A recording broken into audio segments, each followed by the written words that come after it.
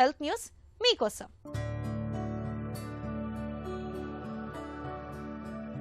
వయసు పెరుగుతుంటే మతిమరుపు రావడం సహజం.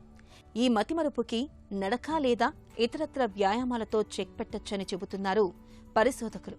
యూనివర్సిటీ ఆఫ్ కాలిఫోర్నియా, శాన్ ఫ్రాన్సిస్కోకి చెందిన శాస్త్రవేత్తలు వ్యాయామంతో మతిమరుపును జయించవచ్చని భరోసా ఇస్తున్నారు. వయసు పెరుగుతున్న కొద్దీ మెదడు నుంచి శరీరంలోని ఇతర భాగాలకు అనుసంధానమయ్యే రక్తనాళాలు రోజురోజుకీ బలహీనమై వాటిలోని సన్నని రంధ్రాల గుండా జ్ఞాపక శక్తికి సంబంధించిన కీలకమైన ప్రోటీన్లు బయటకు వెళ్లిపోతూ ఉంటాయి. అదే సమయంలో చుట్టుపక్కల ఉండే వృత్తాలు రక్తనాళాల ద్వారా మెదడులోకి చేరుతూ ఉంటాయి. ఇదే మతిమరుపుకి కారణమవుతుంది. కానీ నడిచినప్పుడు లేదా ఇతర వ్యాయామాలు చేసినప్పుడు మన కాలేయం GPLD1 అనే ప్రత్యేకమైన ఎంజైమ్ను విడుదల చేస్తుంది. ఈ ఎంజైమ్ రక్తనాళాలపైన ఒక రక్షణ పొరలాగా ఏర్పడి ప్రోటీన్లు బయటకు పోకుండా అడ్డుకుంటుంది.